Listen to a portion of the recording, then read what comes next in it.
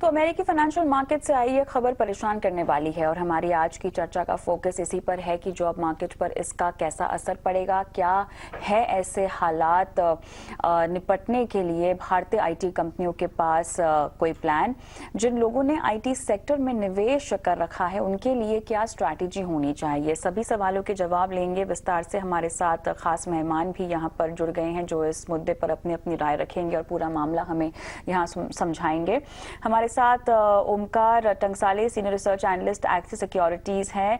Shashi Kumar, head of sales Indeed India. हमारे साथ Abhishek Rungta, founder CEO INT, और Vasudevan Swaminathan, founder president Zuki Systems. आप सभी का स्वागत है इस खास पेशकश में।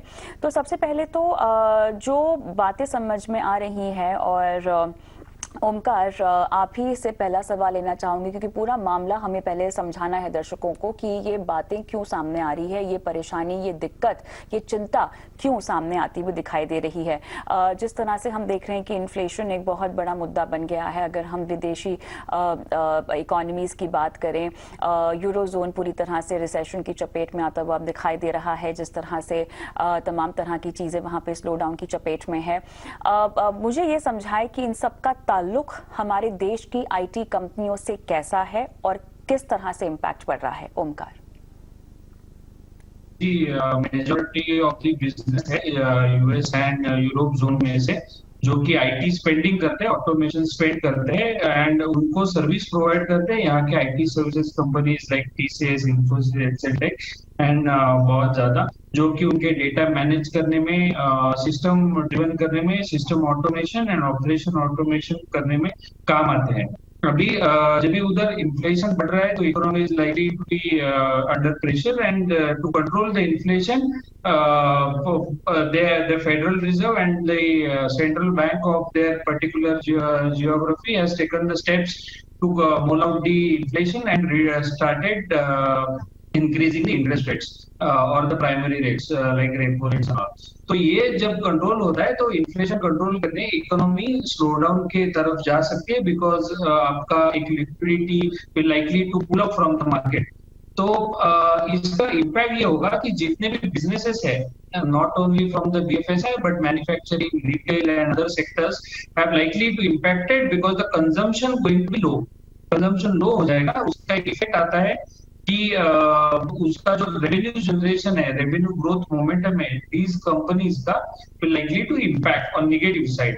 और जिनको भी आईटी स्पेंड कर रहा है या फिर ऑटोमेशन स्पेंडिंग कर रहा है that will likely to curtail down, वो कम होते दिखाई दे सकता है for the shorter period of time और उसका इम्पैक्ट आईटी सर्विस के रेवेन्यू पे आ जाएगा जो भी यहाँ के सर्विस प्रोवाइडर्स हैं। तो ये इम्पैक्ट एक लिंकिंग पता है आईटी सर्विसेज का दीज बिजनेसेस की तरफ। वासुदेवन जी, आपसे हम समझना चाहेंगे कि अब इसको पार कर पाने में आईटी कंपनियों की रणनीति क्या होनी चाहिए, क्योंकि ये ऐसी प्रॉब्लम नहीं है ना जिसको हम शॉर्ट टर्म में सुलझता हुआ देख रहे हैं। इसको सुलझाने के लिए इसका सोल्यूशन हमें कम से कम मीडियम टू लॉन्ग टर्म के आसपास देखना चाहिए। उतना टाइम होराइजन तो आपको पकड़कर चलना ही पड़ेगा। तो भारत में अब क्योंकि तमाम तरह के एस्पेक्ट्स पर असर पड़ेगा, आईटी कंपनियों की मैं बात करूं, अभी समझाया ओमकार ने भी, तो उनको किस लिहाज से कमर कस लेनी चाहिए? क्योंकि कहीं ना कहीं उनके प्रॉफिट पे असर पड़ेगा, मार्जिन पे असर पड़ेगा और बाद में हम पूरे सेक्टर की ही कहानी एक तरह से बिगड़ती हुई देखेंगे। I second what Mr. Omkar has said. You see, the situation right now is very different from the 2008 crisis.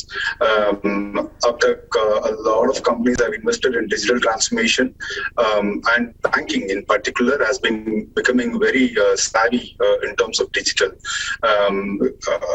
Every client of banks, they're trying to move into the digital mode, especially due to COVID. Most of them have moved into touchless payments and things like that. Investments in IT will continue to happen. There could be some, we're talking about large banks like a Bank of America or Chase, Wells Fargo and things like that, who might be cut down on, back office operations. But I believe that this is a time where they will continue to push the digital transformation part of it. They will try and only spend more on it, especially towards data, mobility and things like that. So I believe overall, there may not be a huge impact, but I believe the impact would be felt in in some places like back office and things like that. But as Mr. Omkar has also mentioned, automation, digital transformation continues to be driving banking and the financial industry, especially with niche payment firms, niche integration solutions on payments coming up. There will be more and more spending towards these areas. So I believe it's not going to really have a very severe impact or anything, given that it was during COVID that most of this investment has happened, and it has to continue at least for the years to come. अभिषेक, क्या आप वासुदेवन जी की बात से इत्तेफाक रखते हैं और क्या आप भी ये कहते हैं कि जितनी कमर कसनी थी वो आईटी कंपनियां तैयार हो चुकी हैं और अब इतनी कोई बहुत बड़ी अड़चन सामने आती हुई नहीं दिखाई दे रही? ये जरूरी नहीं है कि सभी ने कमर कस ली है। मुझे जो समझ में आता है कि हर परेशानी में एक बहुत बड़ी अपॉर्चुनिटी है और यहाँ पे अपॉर्चुनिटी डिजिटाइजेशन की है और कई कंपनियां हैं जो अपने आप को डिजिटाइज करेंगी और उसके अंदर काफ़ी आगे बढ़ेंगी। आई थिंक वो बैंक्स बहुत अच्छा परफॉर्म करेंगी और जो कंपनियां इनको डिजिटल सर्विसेज प्रोवाइड करती हैं उनकी सेल्स में, उनके ग्रोथ में मुझे नहीं लगता कोई कमी आएगी। बट कुछ बैंक्स और कुछ आईटी कंपनीज हैं जो आज भी ट्रेडिशनल सिस्टम्स के ऊपर काम कर रही है और वो उनसे बाहर निकलने में या तो उनके लिए प्रॉब्लम्स हैं ऑलरेडी सिस्टम्स के अंदर, क्योंकि वो काफ़ी उसको यूज़ कर रहे हैं, काफ़ी डीपली इनग्रेन्ड है वो सिस्टम्स, और उन कंपनीज को ज़्यादा प्रॉब्लम आएगी और कॉस्ट कटिंग भी वहीं होंगी। बट आज के दिन में बैंक्स जो हैं उनको आप डिजिटल कंपनीज बोल सकते हैं। जो सक्सेसफुल बैंक्स होंगे फ्यूचर के उनको डिजिटल कंपनीज बोल सकते हैं, तो वही उनका बिजनेस है, तो उसके अंदर कटौती का कोई सवाल ही नहीं उठता। तो मुझे नहीं लगता कि कोई बहुत बड़ा चेंज होगा और खासकर उन बैंक्स के लिए जो कि फॉरवर्ड लुकिंग बैंक्स हैं, और अगर जो चेंज होगा भी तो बहुत शॉर्ट टर्म के लिए होगा, जो कि एक नी जर्क रिएक्शन हमेशा देखते हैं हम, और उसके बाद मुझे लगता है कि सारी चीजें वापस से रिकवर करेंगी और पहले से और ज्यादा स्पीड में आगे बढ़ेंगी। पर जिस हम नीजक रिएक्शन की बात कर रहे हैं शशि, उसमें कहीं ना कहीं इम्पैक्ट तो हम पड़ता हुआ देखेंगे। यहाँ पर हम हर लिहाज से बात कर रहे हैं और जॉब कट्स की तो बात यहाँ पे सबसे पहले हम कर रहे हैं, क्योंकि भले ही आप इसको शॉर्ट टर्म कहें, लेकिन अगर लोगों की नौकरियां जाएंगी तो शॉर्ट टर्म इम्पैक्ट तो उनकी जेब पे, उनकी जिंदगी पर पड़ेगा ही ना शशि।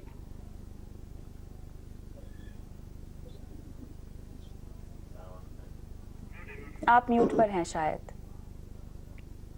हाँ, सो ब्रॉडली एक स्टेप हमें पीछे लेके सिचुएशन क्या है देखना है। अगर हम अगस्त में देखें, गोल्डमैन सैक्स का जो रिपोर्ट आया है वो कहता है कि probability of a recession over the next 12 months Europe में 60% है, बट यूएस में सिर्फ 30% है। हम जो ब्रॉड लेवल इकोनॉमिक डेटा देख रहे हैं, स्लो डाउन शायद थोड़ा कम हो रहा है।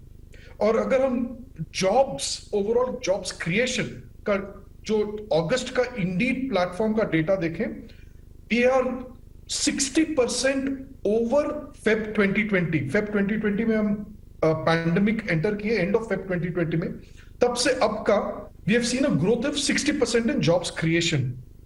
लास्ट कपल ऑफ मंथ्स में हम अगर इंटरनेशनल कंट्रीज देखते हैं, बाहर के कंट्रीज देखते हैं, there is some slow down, but jobs grow हो रही हैं। सो अभी हम जो देखने वाले हैं, शायद 1-2 क्वार्टर में थोड़ा सा स्लो डाउन होगा। There may be some slowdown in hiring. As far as IT services is concerned, मुझे अब तक जो डेटा दिख रहा है उससे लेऑफ्स का कोई ये नहीं दिख रहा है, चांसेस नहीं दिख रहा है। हायरिंग में शायद स्लो डाउन होगा, but as we go beyond the next 2 quarters, hiring is likely to increase. अभी भी हम जब कंपनी से बात करते हैं, बड़े कंपनी से जो IT सर्विसेज स्पेस में है, वो कहते हैं कि अभी भी उनका हायरिंग जो है पहले से, जब पैंडेमिक शुरू हुआ तब से, उसके आगे से ज्यादा है, प्री पैंडेमिक लेवल से अभी भी ज्यादा है। हालांकि लास्ट फ्यू मंथ से थोड़ा सा कूल डाउन हुआ है, but they expect that they will get back to hiring in the next 2 to 3 quarters. अभी के लिए मुझे पैनिक सिचुएशन दिखाई नहीं दे रहा है। अब यहाँ पर अब क्योंकि आप सब एक ही सुर में लगभग मुझे कह रहे हैं कि इस रिपोर्ट में जो चिंताएं यहाँ पर दर्शाई गई हैं वो हो सकता है काफी शॉर्ट टर्म के लिए वाजिब हो, लेकिन लंबे समय तक ये नहीं टिकती हुई दिखाई दे रही। तो अब मैं चाहती हूँ कि चर्चा को हम थोड़ा सा दूसरी ओर ले जाते हैं। अगर आप सब इतने ऑप्टिमिस्टिक हैं, तो इतनी उभरती हुई तस्वीर जो आप लोग लग रहा है आप सभी को अपनी अपनी एनालिसिस के जरिए की अच्छी होने वाली है, उसके पीछे क्या वजह है? तो ओमकार, एक बार फिर से आपसे ही शुरुआत करूंगी। चाहूंगी, शॉर्ट टर्म में जो रोड़े आएंगे वो तो आएंगे, जो स्पीड ब्रेकर्स आएंगे वो आएंगे, ठीक है। जैसे कि आप सब पैनलिस्ट कह रहे हैं कि medium to long term outlook अच्छा है, हायरिंग जो है बड़ी है और भी ज्यादा बढ़ेंगी, प्रोजेक्ट्स का जो इनफ्लो है वो ज्यादा होगा। ये किस बेसिस पर आप कह रहे हैं? लगातार हम भारत की ग्रोथ स्टोरी को लेकर अच्छी खबरें आती हुई देख रहे हैं, बुलंद खबरें आते हुए देख रहे हैं। ये एक ऐसा डेस्टिनेशन बनने वाला है जहां पर हर कोई निवेश करना चाहेगा, जैसे कि हम देख भी रहे हैं फिलहाल। क्या उसी दम पर आपको लगता है कि कहीं ना कहीं हमारी आईटी कंपनियां जो हैं न सिर्फ इस आंधी का सामना कर पाएंगी बल्कि कामयाबी से करते हुए आगे अपना जो है डंका बजाएंगी? डेफिनेटली मैं थोड़े से अलग आपको एक राय देना चाहूंगा कि जो ये आईटी सर्विसेज का ग्रोथ है वो अराउंड 45% रेवेन्यू आता है ये नॉर्थ अमेरिका से, और रिमेनिंग 30% कुछ तो आता है यूरोपियन साइड से। तो जितने भी बिजनेस है जो आईटी स्पेंडिंग कर रही है वो दिन ब दिन सिस्टम ड्रिवन होते जा रहे हैं, whether it is supply chain managing their operations, whether they are transforming their data to the cloud, digital transformation that they have taken, data mining, यहाँ की सेल्स लीड, SaaS, PaaS, जो sales force जितना भी वो use करे, all businesses has become system driven. तो system के ऊपर एक डिपेंडेंसी बहुत ज्यादा हो गई है as compare to previous few years. Because of that dependency, the automation will likely to continue. Being a IT services industry is being a service industry, the continuity of these services will likely to remain resilient instead of having some economic shocks in between. So dependency of ये business के बहुत ज्यादा है IT के ऊपर, because of the system driven businesses has become, the dependency is getting high. और जितने भी IT सर्विसेज है इंडिया में वो उसका एंगेजमेंट आप देखो, the dependency, the Reliance of these high level businesses, whether it is banks, retail chains, manufacturing units, etc. The engagement is become very, very high. These companies are consistently taking the market share from all its peers or the worldwide peers and getting more dependency on it. So उसका जो एक dependency है, इसका एक resilience है, has been consistent over the period of time. So ये एक primary वजह है कि उसका एक रेजिलियंस बनते हुए दिखाई दे रहा है आने वाले समय में और आगे जाकर भी। Secondly, the kind of engineers we produce with the low cost and the kind of delivery we make is become also very, very good as compared to other parts of the world. And in terms of IT services, yes, we are gaining the market share consistently over the period of time. So ये दो चीजें हैं जो कि IT services को एक long term view में एक अच्छा खासा दिखाई बनते जा रहा है। जैसे कि सर ने बोला नेक्स्ट 1 to 2 quarters में the slowdown will be there, but cumulatively over the long term period with the horizon of 3 to 5 years, definitely the IT services will perform a good set of growth. ऐसे में वासुदेवन जी किस तरह की innovation और किस तरह का नयापन, किस तरह की एक्सपेरिमेंटेशन आपको लगता है कि हमारी भारतीय आईटी कंपनियों को करना चाहिए? ठीक है, 1 से 2 क्वार्टर स्लो डाउन की थोड़ी सी दिक्कत हो सकती है, लेकिन आने वाले वक्त में जिस तरह से आप सब आकलन लगा रहे हैं उसको और कामयाब बनाने के लिए क्या नयापन लाने की जरूरत है इन terms of project flow, in terms of hiring and upskilling your talent? वो भी एक बहुत बड़ी बात है। ठीक है, अच्छे अच्छे पैकेजेस तो आप दे देते हैं लेकिन अपस्किलिंग भी तो बहुत जरूरी है। See, we are today a very focused company on healthcare and banking. हमारा 2 वर्टिकल है, बैंकिंग और हेल्थकेयर। इसमें बैंकिंग में हमारा ज्यादा क्लाइंट्स उसमें है, at least 80% of our clients are in banking and financial services today. What we see is the constant, it's an age of acquisition, I should say, because large banks today are not looking at adding more and more power in terms of people to bring in new changes. What we are seeing is they are trying to acquire a neobank or a fintech firm and trying to do a lot of integration.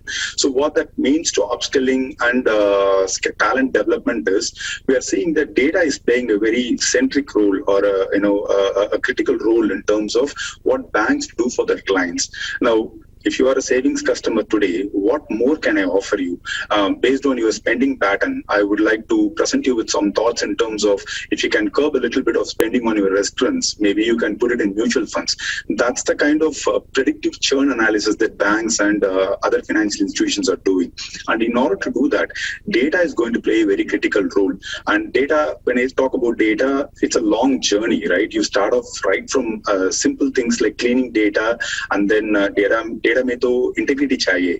So if you have to do those things, there's a long road to that. So data engineers will be in demand, and companies will have to look at upskilling talent in terms of data engineering, data analysis, and visualization ki baat bhi hai na, in tools like Tableau and things like that, where banks want to look at where a customer is spending as a pie chart and then see where they can push them in terms of more investments and things like that. Broadly, I think these are areas where talent will be looked upon for, and integration will play a very critical role. And that means you are moving from old systems to new systems, and you need talent who will be able to provide you with integration opportunities and things like that. That will require sound, strong programming skills. And as I said earlier, data engineers and data skilled people will play a very critical role. That's what I see. तो अभिषेक, अभी इस तरह के skill pool की अगर मैं बात करूं इन terms of workforce, in terms of talent, तो हमारे पास क्या मौजूदा स्थिति क्या है हमारी? तो आज के दिन में टैलेंट की अवेलेबिलिटी पहले से काफ़ी बेहतर है, मगर फिर भी कंटिन्यूस अपस्किलिंग की ज़रूरत पड़ती है। तो आज के दिन एनालिटिक्स का टैलेंट बोले या एप्लीकेशन डेवलपमेंट का टैलेंट बोले, ये काफ़ी बड़ी तादाद में अवेलेबल है। अभी ऑब्वियसली हमें जो आगे के समय के हिसाब से ब्लॉकचेन में और AR VR के अंदर में मेटावर्स की जहां हम बात करते हैं उसकी कैपेबिलिटीज बिल्ड करनी होगी, क्योंकि जब नेक्स्ट टाइम जब आईटी कंपनी जब स्पेंड करना शुरू करेगी, एक बार शायद एक छोटा सा ब्रेक लगे, फिर वापस से जब वो स्पेंड करना जोर से शुरू करेगी तो मेटावर्स को एक्सपेरिमेंट करना शुरू होगा। लोग वर्चुअल ब्रांच में पर्सनलाइजेशन के ऊपर कोशिश करेंगे काम करने की, ब्लॉकचेन के ऊपर वो काफी एक्सपेरिमेंट्स करेंगे आगे जाकर। अभी फिलहाल शायद ये अगले 1-2 क्वार्टर ना हो, जैसा कि हमारे को पैनलिस्ट ने कहा, बट उसके बाद ये काफी बड़ी तादाद में आएगा, और उसके लिए अभी आज हम तैयार नहीं है। उसके लिए जितने टैलेंट की जरूरत है उतना टैलेंट हमारे पास अवेलेबल नहीं है। तो ये बहुत अच्छा समय है जब हमारे जो आईटी प्रोफेशनल्स हैं वो उन एरियाज पे फोकस करें, उन एरियाज में अपना टैलेंट डेवलप करें, उस कैपेबिलिटीज को बिल्ड करें। और कंपनीज जो लोग की सिर्फ आज के दिन मेंटेनेंस कॉन्ट्रैक्ट पे चल रही है, पुराने लेगेसी सिस्टम्स के मेंटेनेंस कॉन्ट्रैक्ट पे, वो अपनी कैपेबिलिटीज को नेक्स्ट लेवल पर लेकर जाए, क्योंकि वो एरियाज है जो सबसे ज्यादा डिस्टर्ब होने वाली है। और वो जो एम्प्लॉइज हैं जो उस तरह के कॉन्ट्रैक्ट्स पे काम करते हैं, उनकी जॉब को सबसे बड़ा खतरा है आज के दिन। जो नए एप्लीकेशंस बना रहे हैं और डिजिटाइजेशन पे काम कर रहे हैं, उनको कोई खतरा नहीं है। आज के दिन डिजिटाइजेशन एक ऑक्सीजन की तरह है बैंक के लिए, तो बैंक उसके बिना नहीं जी सकता है। तो मुझे नहीं लगता उधर उसको ज्यादा चिंता करनी चाहिए और आगे की तैयारी में लोगों को लगना चाहिए। तो अब ऐसे में मौजूदा स्लोडाउन को अगर मैं कंसिडर करना चाहूँ, शशि, अगर मैं ये 1-2 क्वार्टर्स की ही बात समझना चाहूँ, तो लोगों को अपनी सैलरी को लेके किस तरह के झटकों के लिए तैयार रहना चाहिए? मुझे नहीं लगता है कि ले ऑफ या रीनेगोशिएशन ऑफ सैलरी कॉन्ट्रैक्ट्स होंगी। ये इतना ही होगा कि अगले 2 क्वार्टर कंपनीज ज्यादा हायर नहीं करेंगी। सो अगर आप जॉब्स चेंज कर रहे हो तो companies may have an upper hand in salary negotiations. Existing employees पे मुझे ज्यादा इम्पैक्ट नहीं दिख रहा है over the next couple of quarters. Like everybody said, अभी जो डिजिटाइजेशन का वेव चला था वो मेंटेन करने के लिए लोगों को मैन पावर चाहिए। They will need people to take care of the investments companies have made in digitization. So मुझे वो इम्पैक्ट नहीं दिख रहा। मुझे जो इम्पैक्ट अभी दिख रहा है वो सिर्फ उन हायरिंग पे दिख रहा है, where we see the next 2 quarters companies के हायरिंग नंबर शायद कम होंगे। जैसे में कोई अगर शशि जॉब लेने जा रहा हो तो नेगोशिएशन स्किल्स में क्या-क्या चीजें ऐड कर देनी चाहिए, क्या सलाह होगी आपकी? देखिए, नेगोशिएशन स्किल्स इज वो आपको ये देखना है कि पहले ये कंपनी आपको, जब अगर आप एक नंबर कोट कर रहे हो, आप वो नंबर क्यों कोट कर रहे हो, वो कंपनी आपको क्यों दे, वो उसके लिए अच्छा जवाब होना चाहिए। आपको ये भी देखना चाहिए कि ओवरऑल क्या हो रहा है कॉम्पिटिटिव एनवायरनमेंट में, जो पे आप पूछ रहे हो वो जायज है या नहीं, कंपनीज देंगी या नहीं, वो आपको देखना चाहिए। और आप जब कुछ नंबर कोट करोगे आपको वो क्यों मिलना चाहिए देखना चाहिए। बट हैविंग सेड दैट, अगर पर्सनली मेरे से कोई एडवाइस पूछे, I think this is a good time to be where you are. Invest in yourself in terms of skilling up. जब आपने पूछा था कंपनीज क्या इन्वेस्ट करेंगी, कंपनी से ज्यादा लोगों को अपने पे इन्वेस्ट करना चाहिए। उन्हें देखना चाहिए कि अगले 2-3 साल में वो कहाँ जाना चाहते हैं और उन्हें कौन कौन से स्किल्स की जरूरत है। सो rather than be very actively jobs focused, be actively focused on upskilling yourself over the next few quarters. Omkar, traders और निवेशकों को क्या करना चाहिए फिर? ट्रेडर्स और ये सब लोग होल्ड कर सकते हैं फॉर लॉन्ग टर्म इन्वेस्टर्स जितने भी हैं, क्योंकि आईटी स्पेंडिंग में थोड़ा बहुत कट आ सकता है for couple of quarters, but otherwise demand scenario is likely to remain resilient. उसके मार्जिन्स पे डेफिनेटली इम्पैक्ट आएगा because of the cutting down in the projects and higher operating cost like subcontract cost and other cost जो भी है। लेकिन attrition level एक plateau की यहाँ पे आते हुए हम लोग देख सकते हैं, which is a positive sign for this companies. और जो भी exponential rise in the employ cost जो भी हुआ था from last 2 to 3 quarters, that will likely to settling down in coming 2 quarters.